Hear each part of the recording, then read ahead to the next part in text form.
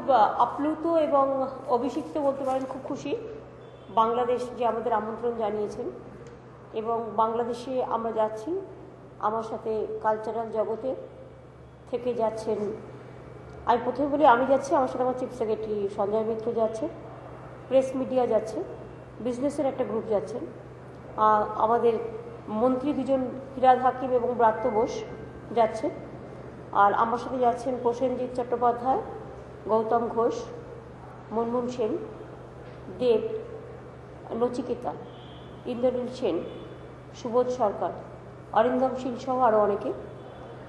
এবং আমি যেহেতু আমি শীর্ষেন্দুদাকেও যেতে বলেছিলাম, কিন্তু ওনার একটা কাজ আছে বলে এরকম আমরা আরও চেয়েছিলাম আরও কয়েকজন যাক, কিন্তু বেশি যেতে গেলে খরচা হয়তো বাড়ে, তাছাড়া ওনারাও আমাদের অতিথি হিসেবে ঘোষণা করেছেন, বেশি চাপ দেওয়া ঠিক নয়।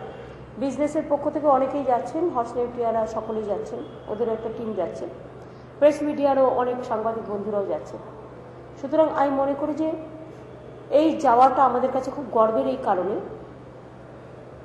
যে ভাষা আন্দোলন এবং এটা ওদের জাতীয় প্রোগ্রাম একদম, এবং বিশেষ করে এই দিনে উপস্থিত থাকা এবং শহীদদের সম্মানে, ভাষা আন্দোলনের শহীদদের সম্মানে শ্রদ্ধা জানানো, এটা একটা ঐতিহাসিক দিন। বাংলাদেশে আমি আগেও গিয়েছি, আওয়ামী লীগের 25 বছর পূর্তি উপলক্ষে আমাকে শেখ হাসিনা আমন্ত্রণ জানিয়েছিলেন, তখন আমি গিয়েছিলাম, তখনও তিনি প্রধানমন্ত্রী ছিলেন। কিন্তু এই যাওয়াটা হচ্ছে পশ্চিমবাংলার দায়িত্ব গ্রহণ করার পরে প্রথম যাওয়া। তারাও একটা প্রেস স্টেটমেন্ট কালকে রিলিজ করেছেন, তারা খুব খুশি যে আমরা যাচ্ছি, এবং আমরা খুব খুশি এবং আমাদের গর্ব করার মতো ব্যাপার যে বিশেষ করে তাদের এই পবিত্র ভাষা আন্দোলনের প্রোগ্রামে, ঐতিহাসিক প্রোগ্রামে আমাদের আমন্ত্রণ জানিয়েছেন। বাংলাদেশের আতিথেয়তায় আমরা খুশি এবং মুগ্ধ। এই প্রোগ্রামে আমাদের মাত্র দুদিনের প্রোগ্রাম করে আমাদের ফিরে আসা, আমরা কালকে রাতে যাব।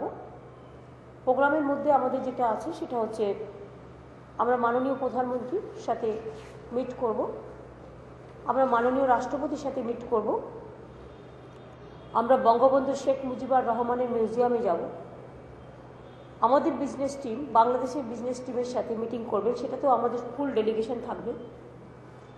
আমরা ইনফরমেশন অ্যান্ড কালচার ডিপার্টমেন্টের পক্ষ থেকে ইনফরমেশন কালচারে ওনাদের যে কালচারাল গ্রুপ আছেন বা বিভিন্ন বিশিষ্ট মানুষ আছেন, তারাও একটা মিট করতে চেয়েছিলেন, সেটাও আমরা করছি।